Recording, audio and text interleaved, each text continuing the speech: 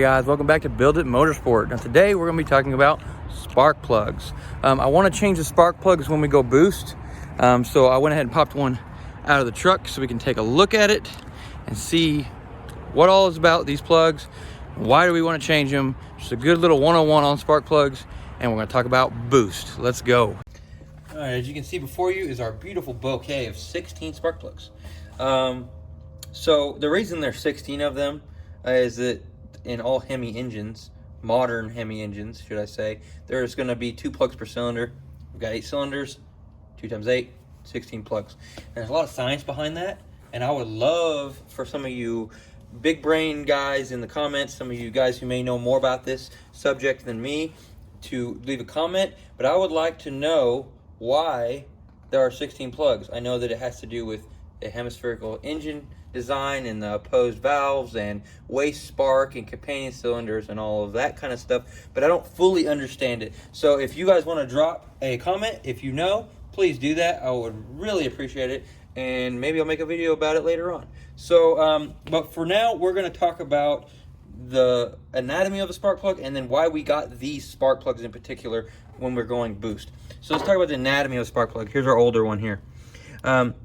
This is the ground strap. That's obviously going to be connected to the part that screws into the cylinder head, and the engine is going to be grounded, so this part is going to be grounded as well.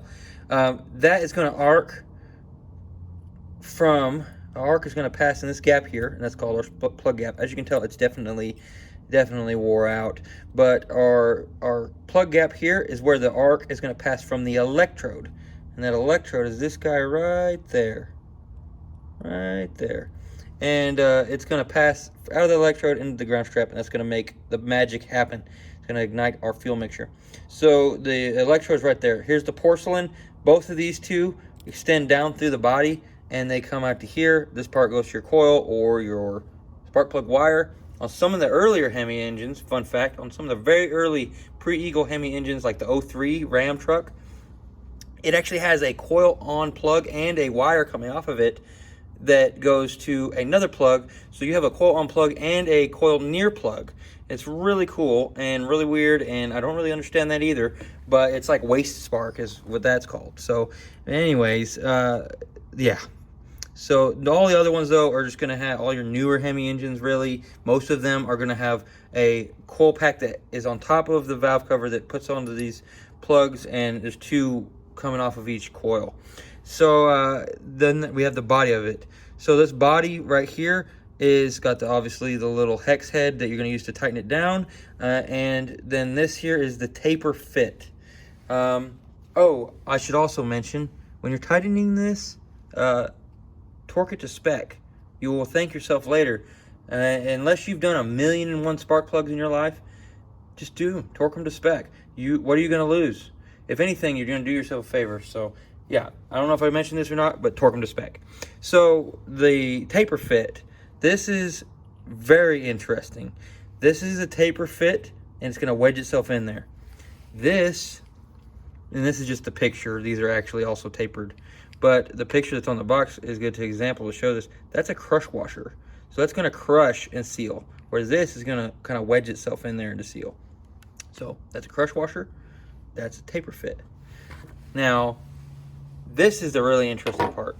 On all pre-Eagle 5.7s and the 6.1 SRT8 Hemi, you're going to have these taper fit plugs. Nothing wrong with them. They work just fine. Torque to spec. Now, they're taper fit. On all Eagle 5.7s and your 6.4 and your 6.2 Hellcat, and I may be forgetting something in there, but all of the later model 5.7s and other later model Hemis, you're going to have this crush washer design. So remember that, guys. If you're looking for the plugs you need for something or for some wild application, whatever it is, remember, if it's newer, it gets the crush washer. If it's older, it gets the taper fit. Do your research. But we're working on an 08 Ram, so we got the taper fit. So that's kind of the anatomy of a spark plug and some fun facts of the Hemis. But moving into the actual, the part that is the reason why we got these plugs. The reason we got these 16 copper tip spark plugs. The reason we got them is because we wanted to go one step colder when we go boost. Also, these guys are plumb wore out, but we want to go one step colder when we add boost. So when we do that, the reason for one step colder when we add boost is, or nitrous, boost or nitrous, or high heat, high compression situations, high cylinder pressure situations, is because that one step colder is going to protect that plug. It's also going to give it a better chance at having a more consistent spark. It's going to make it easier for that tuning to do its job, for your tuner to be able to get data logs that are reliable and consistent. And it's going to do a lot for you to have the right heat range of plug. Do you absolutely have to get a heat range colder spark plug when you do boost or nitrous? No, you really don't have to, but it's going to be in your advantage to spend the $60 and get the spark plugs that are one heat range colder. Now for NGK, and we're talking NGK here, and the other brands may be different, but for NGK, one heat range colder is going to be one number higher on their heat range. So it's kind of inverse on that. One heat range colder is going to be one number higher. So the higher it is, the colder the heat range is. And with that, it's going to be a little bit more consistent, a little bit better. It's going to handle the high pressure, high heat situations better. It's a colder plug. That's what they call it. That's the terminology behind it. So hopefully you can do some more research on that. There's other videos out there, but that's kind of the reason why we're going to go with these plugs when we go boost. So another thing, the reason I chose these over, say, an Iridium plug is because copper is probably the best plug you can get, and they're also the most affordable. So let's just talk about Electrode Material. And once again, we're going to look at our new one here. Once again, that tip is the electrode. That part sticking out of the porcelain, that's called the electrode. Now, they can be made of basically a few different materials, but I'm going to cover the common ones and then one other. So this here is a platinum. Platinum plugs last a good long time, and they seem to work pretty good, and they last a good long time.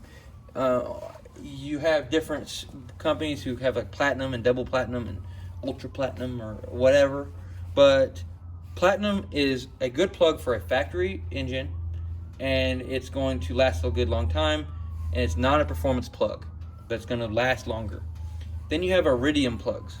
Iridium plugs are going to have a better conductivity than platinum by just a little bit, meaning they're going to pass that spark through a little bit more efficiently, and they last longer or about as long as a platinum plug. So it's going to be, Iridiums are pretty good plugs, but they're pricey. Then you have copper plugs. That's what we have here. That's what we're going with. One heat range colder, copper plugs for it, for our Hemi, for our boosted application. And copper is it's not the best, but it's way better than either platinum or iridium. Like platinum and iridium are right neck to neck, and then copper is way better. And I think I have a chart, but copper is way better than even iridium at conductivity. It passes it so well, and they are coated with a coating of another metal. I think it's like nickel or something like that.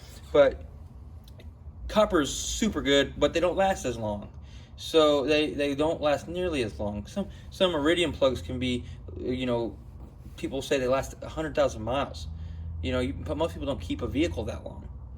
But copper is supposed to last 20,000 miles. So if you got synthetic oil, it's every fourth oil change. And for me, I want to do that anyway, because looking at a plug, you can assess kind of the health of your engine by looking at the end and the porcelain and all of that. So that's one reason why pulling the plugs every 20,000 miles and replace them is not a big deal to me. They're $60, where these guys can run you, upwards of $100 for a set of 16. These copper plugs, which are the cheapest plugs you can get and the most conductive, the best conductivity, they're only $60 for 16. So anyhow, another thing, copper plugs, those are going to be one of your better options for a performance application. You don't want to use iridium. You don't want to use platinum on a performance application because, I mean, you can use iridium, you can, but especially on something that's really high performance, just use the copper. It's going to be the best spark. It's going to be the most strong and powerful spark to ignite your mixture, to be consistent, to help your tuner out, do his job. So I'm going with copper. Now there's another one, and I don't have one here, but Brisk, B-R-I-S-K, makes a spark plug that has a silver core. If you want to pay the money for them, they are very good. They're a little bit better than the copper, and I don't know about the lifespan on them, but they are definitely really nice. But you're paying for that precious metal in there, so you can always make that decision on your own. All right, guys, hopefully I was able to show you something you didn't already know about spark plugs and be informative. If you guys want to leave a comment, maybe you can teach me something. I'm always up for learning stuff. I know I don't know everything. I'm only 27, so I would love for you guys, some of you older guys, some of you more experienced guys, to show me something in the comments and show each other. That's what it's all about. And so if you're looking for a one-step colder spark plug for a pre-Eagle 5.7, there it is, 4306 NGK. That's a copper. It's pretty much going to be the standard plug for a one-step colder plug on a pre-Eagle 5.7 that you're going to want to get. It's pretty much what everybody recommends that you get. So there it is. Now, you guys, I'm super excited about this part. We are going to be putting boost on the truck. Now, most of you guys who are subscribed already know that, but we've been moving through and making different pieces and putting it together, the puzzle that is boost on this truck, and we're gonna fall somewhere around 500 wheel horsepower, and it's gonna be awesome. But for you guys who've been waiting, we're moving forward. We're gonna have charge pipes we gotta make. We've got all the parts in for the engine to gap the rings, so we're gonna gap the rings soon. We've got more stuff to do. I've got to relocate some stuff in the engine bay to make all this work. And I'll tell you, I decided what I'm gonna do for the boost. It was either turbo or supercharger, okay? And so I decided, and I'm gonna tell you right now, okay? Drum roll, please. The piece that I'm gonna get to make the boost is gonna be I fooled you, yes?